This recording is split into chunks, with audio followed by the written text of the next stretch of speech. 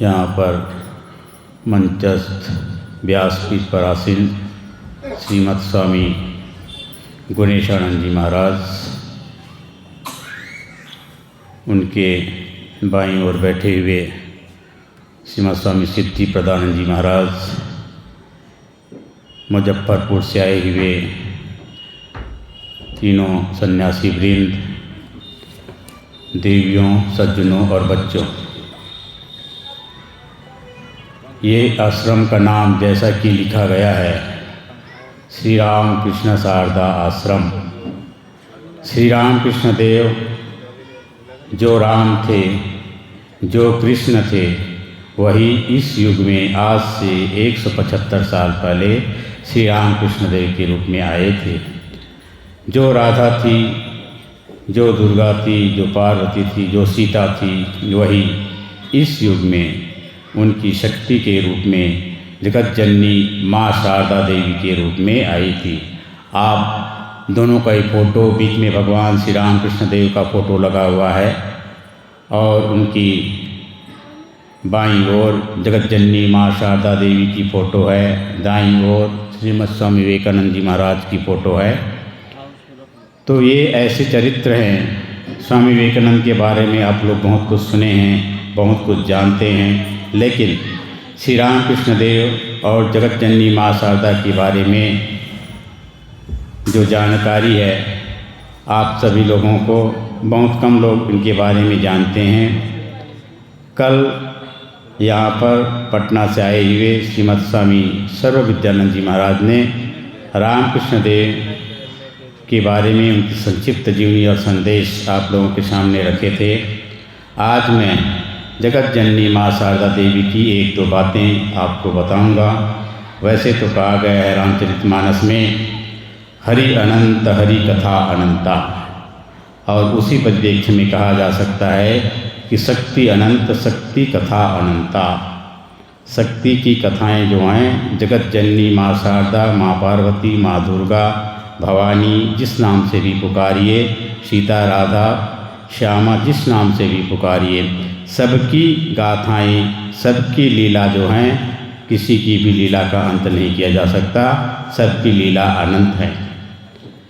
जगत जननी माँ शारदा देवी की जन्म सन 1853 ईस्वी में कलकत्ता से 150 किलोमीटर दूर 22 दिसंबर को हुई थी। वे जब 5.5 वर्ष की थी, तब श्री राम कृष्ण देव के साथ, उसमें श्री राम कृष्ण देव का उम्र था 23.5 वर्ष, विवाह हुआ। और फिर उसके बाद श्री राम कृष्ण देव का शरीर सन 1886 में शरीर छोड़ करके अपने धाम में वे चले जाते हैं, छोड़ जाते हैं जगत जननी माँ शारदा देवी को। किसी ने जगत जननी माँ शारदा देवी से प्रश्न किया कि माँ, अन्य अन्य अवतारों में प्रभु जो हैं, अपने शक्तियों को पहले, प्रभु की शक्तियाँ इस धराधाम से पहले अपने अंतर्ध्यान हुई थी, गमन की थी अपने लोग को, और प्रभु जो है बाद में गमन किए थे। लेकिन इस बार तो प्रभु पहले चले गए हैं, आपको छोड़ गए हैं, क्या कोई कारण है? जगत जननी माँ शारदा देवी ने कहा कि बेटा हाँ, इस बार प्रभु जो है जगत को मातृत्व स्नेह प्रदान करना चाहते हैं, मातृत्व क्या है यह सिखाना चाहते हैं, इसलिए इस बार वो मेरे को छोड़ गए हैं। जगत जननी शारदा अपने सारे जीवन में किसी का दोष नहीं देखती थी। श्री रामकृष्ण देव भी कहा करते थे कि पोकाटिव यानी कीड़े का भी दोष मत देखो। और सबसे महानतम, सबसे उत्तम उपदेश जगत जननी माँ शारदा की जो है वह यह कि आप किसी की दोष मत देखो। शरीर त्यागने के 5 दिन पूर्व की घटना है।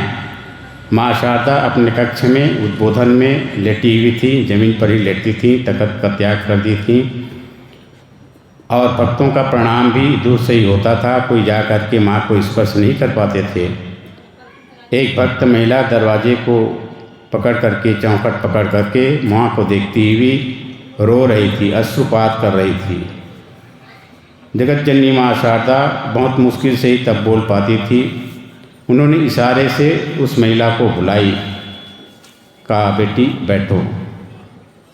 यह ख्याल रखिएगा, जगत जननी माँ शारदा देवी की अंतिम उपदेश है। क्या है अंतिम उपदेश? कहती है माँ शारदा कि देखो बेटी, अगर शांति चाहिए, शांति की खोज में आज सारी दुनिया है। ऐसा कोई भी मनुष्य नहीं है, ऐसा कोई भी प्राणी नहीं है जिसको शांति नहीं चाहिए। जगत जननी माँ शारदा देवी ने, वैसे तो गीता में भगवान श्री कृष्ण ने अर्जुन को कहा है कि श्रद्धावान लभते ज्ञानम तत्पर संयतेन्द्रियः ज्ञानं नत्वा परम शांति अचिरेणाधिगच्छति। शांति प्राप्ति के लिए परम तत्व को प्राप्त करना, परम ज्ञान को प्राप्त करना जरूरी है। श्रद्धा और परम तत्व को प्राप्त करने के लिए, भगवान को प्राप्त करने के लिए श्रद्धा की होना जरूरी है। यह गीता में कहा गया कि श्रद्धा से उस परम तत्व को प्राप्त करते हैं और उस परम तत्व के प्राप्त होने से अचिरेणाधिगच्छति, शांति जो है तत्काल ही प्राप्त हो जाती है। माँ शारदा हम लोगों को शांति की उपदेश दी गई हैं।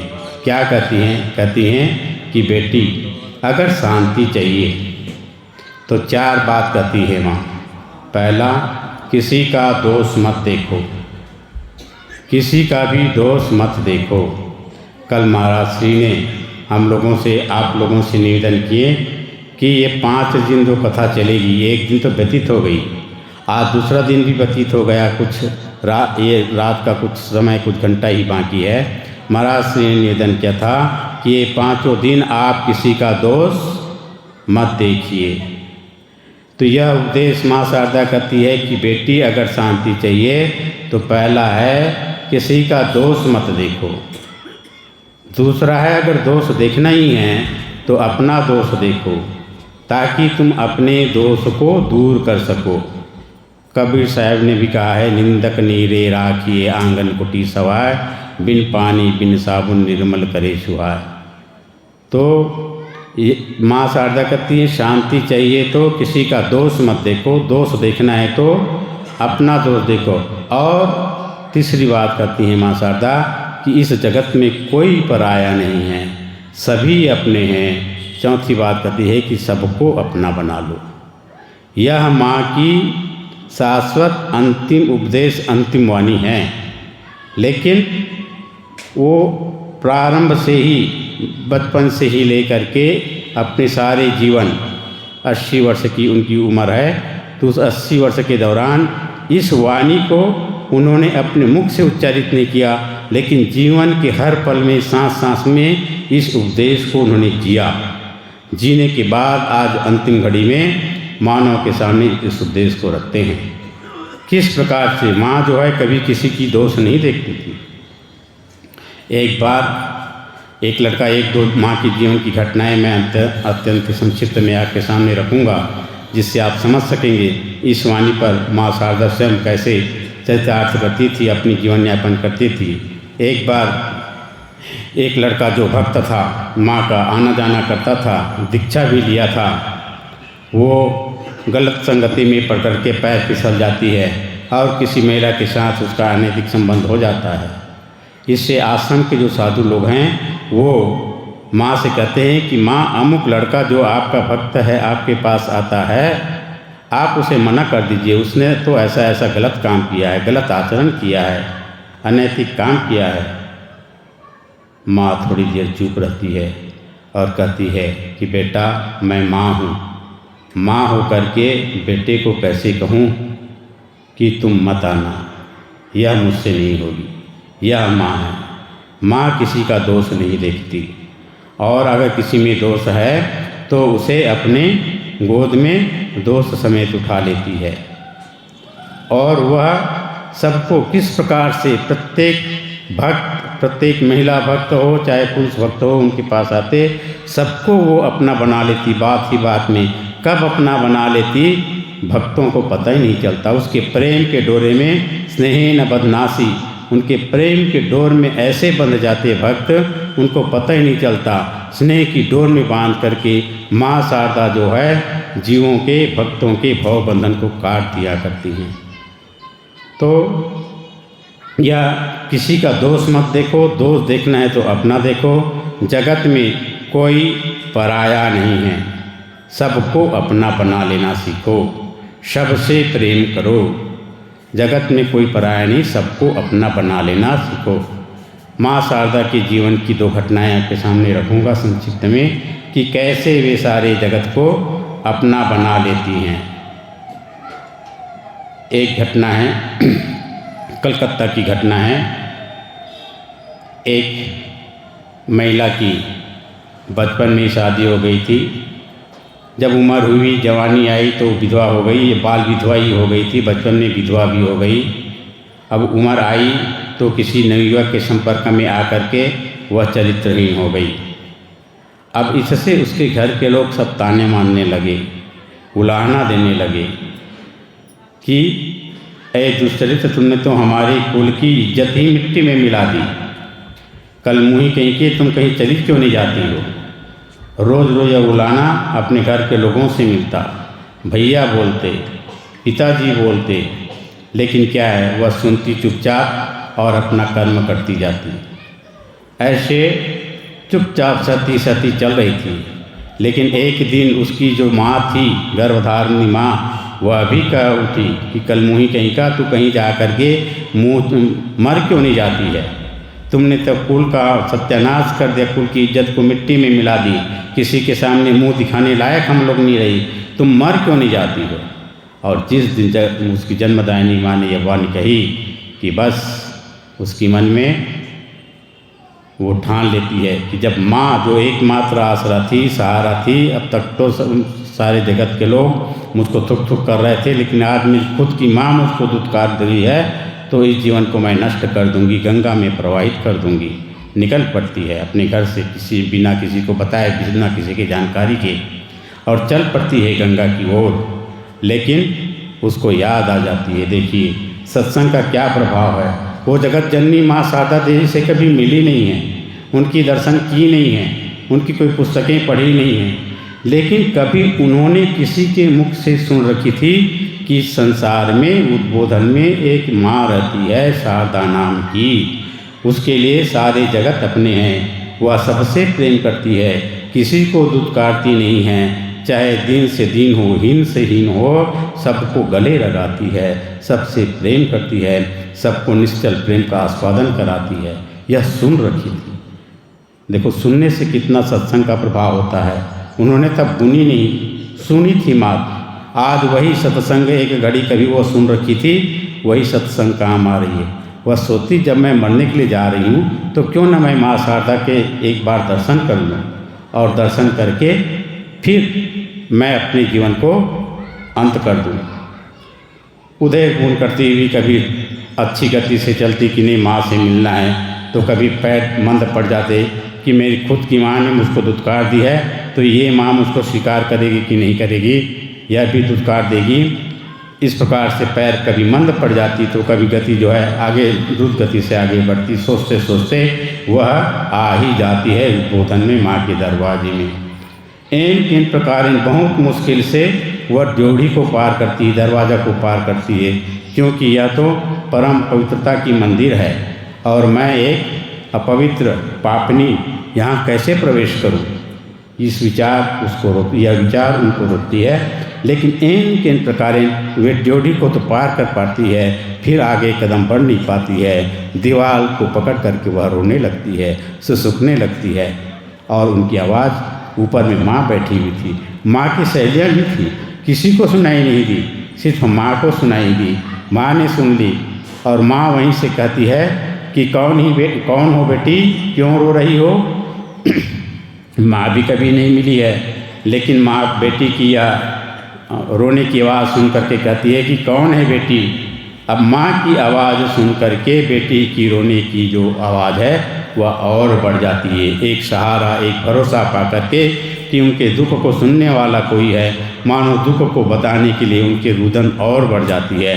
और यहीं खड़ी खड़ी रोती हुई जोर से कहती है कि माँ, तुम इतनी प्रेम से पूछ रही हो कि कौन हो बेटी, जब जान जाओगी कि मैं कितनी पापनी हूँ, मैंने कितनी पाप की है, मेरी जगत जन्मदायिनी माँ मुझको दुत्कार दी है, जब तुम भी जान जाओगी तो मेरी जन्मदायिनी माँ की तरह तुम भी मुझको दुत्कार दोगी, तुम भी मुझको कहोगी कि तुम चली जाओ। यह बात सुनते ही वह जगत जननी माँ शारदा जो ऊपर में बैठी हुई थी अपनी सखियों के साथ, सहेलियों के साथ, दासियों के साथ, और तुरंत खड़ी हो जाती है। और जैसे तैसे, वैसे तो चल नहीं पाती थी, उनके पैर में गठिया का रोग था, तो जैसे जैसे धीरे हुई चलती हुई ऊपर से नीचे उतरती है, केस बिखरे हैं तो बिखरे हैं, साड़ी जो है घसीट रही है ज़मीन पे तो घसीट रही है फर्श पर, और आकर के कहती, क्या कहा बेटी, तुमने पाप की है, तुमको बोध हो गई कि तुमने पाप की है, यही प्रायश्चित है, आओ बेटी। गले से लगा लेती है उसको, और गले से लगा करके कहती है कि तुम्हारी प्रायश्चित हो गई, आज तुमको पता चल गया कि तुमने पाप की है, अब इसके बाद अब तुम कोई पापनी नहीं हो, आज से तुम मेरी बेटी हो गई हो। ले जाती हैं, ऊपर ले जाती हैं और कहती है नहा आओ, नहा के आती हैं और सुंदर अपने बगल में एक आसन बिठा करके उनको आसन बिछा हुआ था उसमें उसको बिटिया को बिठाती हैं और उसको तारक मंत्र प्रदान करती हैं। बेटी, यह मंत्र है, इस मंत्र को जाप करते रहना और आज से समझना कि तुम्हारी एक बेटी, तुम्हारी एक माँ है। कभी अपने को अकेले मत समझना। जब भी तुमको इस संसार में दुख आए या दुख महसूस हो तब सोच लेना, अकेलापन महसूस हो तब सोच लेना, माँ शारदा कहती हैं कि तुम्हारी एक माँ है। तुम अपने को अकेले कभी न समझना और अपने को पापनी मत समझना। आज से तुम मेरी पुत्री हो गई हो, आज से तुम अमृत की संतान हो गई हो, तुम पापनी नहीं हो, मुझ अमृत स्वरूपा की, मुझ अमृत स्वरूपा माँ की तुम बेटी हो। और माँ उनको अपने प्रसाद खिलाती हैं और ढांढस बजाती है और कहती है बेटी, तुम जिधर जा रही थी गंगा की ओर उधर न जाओ, वापस अपने घर चले जाओ और यह तारक मंत्र जाप करते हुए अपना नाम, अपना काम करते रहना। वह जो महिला है वह वापस जाती है, अपने घर में जाती है, घर के लोग टूट पड़ते हैं, तुम गई तो आ क्यों गई, गई थी तो आ क्यों गई, मर ही जाना था ना। लेकिन अब वो तो इतने में बदल गई थी, उसको तारक मंत्र मिल गई थी, माँ का प्रेम, परम प्रेम उसको प्राप्त हो गया था। उसकी मन में जो प्रतिक्रिया होती थी पहले, वह प्रतिक्रिया नहीं होती। वह समझ गई कि ये लोग नहीं जानती कि मैं किसकी पुत्री हूँ, मैं तो परम अमृत स्वरूपा जगत जननी माँ शारदा की पुत्री हूँ। वह अपने काम में लग जाती है, कुछ बोलती नहीं है। धीरे धीरे 1 दिन, 2 दिन, 3 दिन, 4 दिन समय होता है और घर के लोग भी समझ जाते हैं इसमें कुछ तो परिवर्तन हुआ है। यह थी जगत जननी माँ शारदा, यह था तारक मंत्र का प्रभाव। इस खलित महिला को भी संतत्व की श्रेणी पर वे लाख खड़ी कर देती हैं। तो ऐसे ही थी हमारी माँ जगत जननी माँ शारदा देवी, उनके विस्तृत जीवनी श्री माँ शारदा देवी और माँ की बातें, बहुत सारे ग्रंथ आजकल प्रकाशित हो गए हैं। आप पढ़ें, आपको आनंदित आएगा। माँ की कुछ बातें आपके सामने मैं रख सका।